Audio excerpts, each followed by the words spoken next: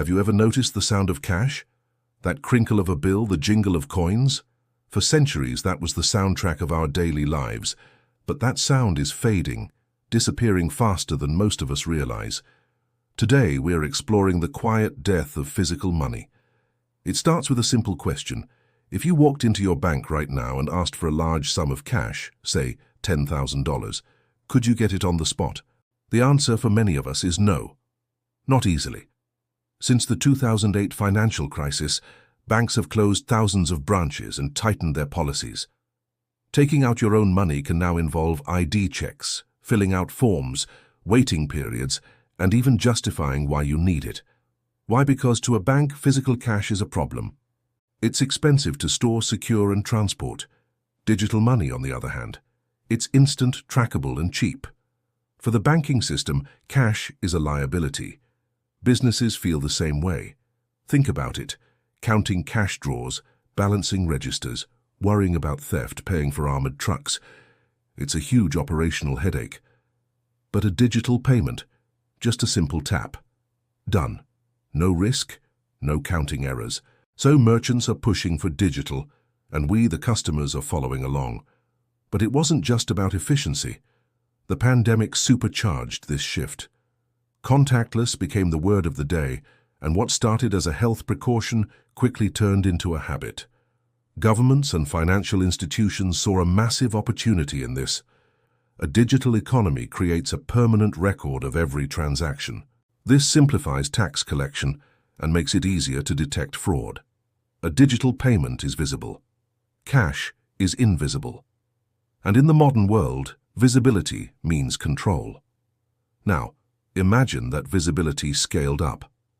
Picture a super app, a single ecosystem on your phone that handles everything: your payments, your ID, government services, healthcare, even your social messages. This isn't science fiction. It already exists in other parts of the world, where entire societies run on one or two dominant apps. North America and Europe aren't quite there yet, thanks to privacy laws and political debates. But the direction is clear. Banks want traceable money. Tech companies want centralized platforms. Governments want systems they can monitor. All the incentives are aligned, and the shift is accelerating. Meanwhile, our everyday lives are quietly changing. Buying your morning coffee, paying for parking, sending money to a friend, these small acts are now almost entirely digital. Even huge purchases like cars and homes are moving away from paper. Many banks now require you to give them advance notice for large cash withdrawals. It's not because they've run out of money, but because they simply don't want to deal with physical cash unless they absolutely have to. Digital value flows like water. Cash is friction.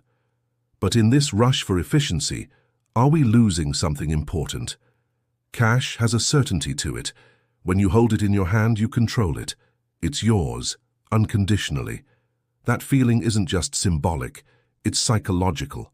Money you can touch feels real, it feels final. It exists without needing a password, a Wi-Fi signal, or a charged battery. Digital money, however, demands trust. Trust that the system is accurate. Trust that your access won't be frozen. Trust that the network won't go down.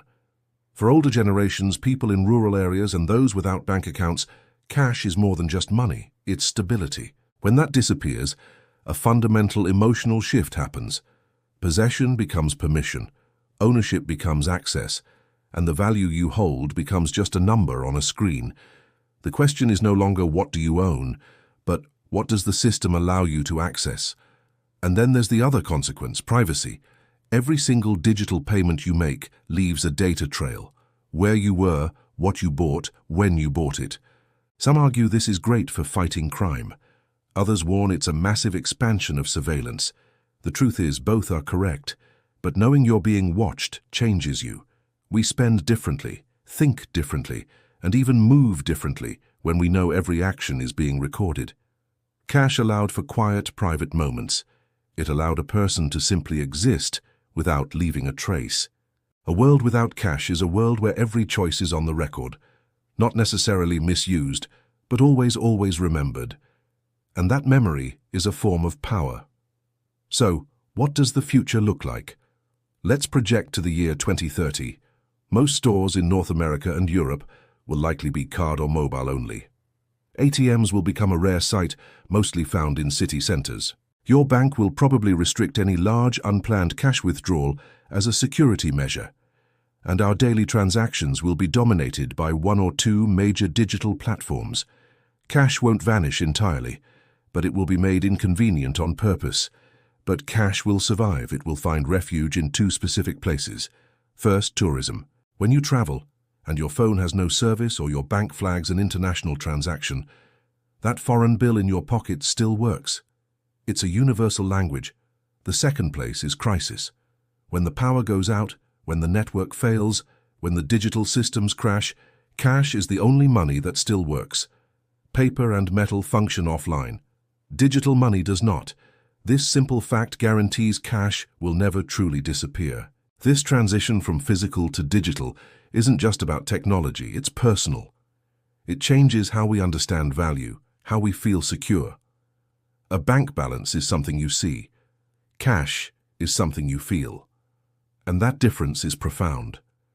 We don't experience the world through logic alone. We experience it with our senses. Touch matters, control matters, choice matters. As money becomes intangible, so does our sense of certainty. The future of money will be built on a foundation of trust. Trust in banks, in governments, in technology. And while convenience and efficiency may seem like the winners, we can't ignore the emotional cost of this change. Cash may fade from our wallets, but the meaning it carried will remain as a powerful reminder. Control over your money is a form of control over your freedom. And when all the lights go out, cash will still be there, quiet, offline, and real. If this exploration of our changing world resonated with you, follow our channel for more deep dives into the technologies that are reshaping our lives right here and right now. Thanks for watching.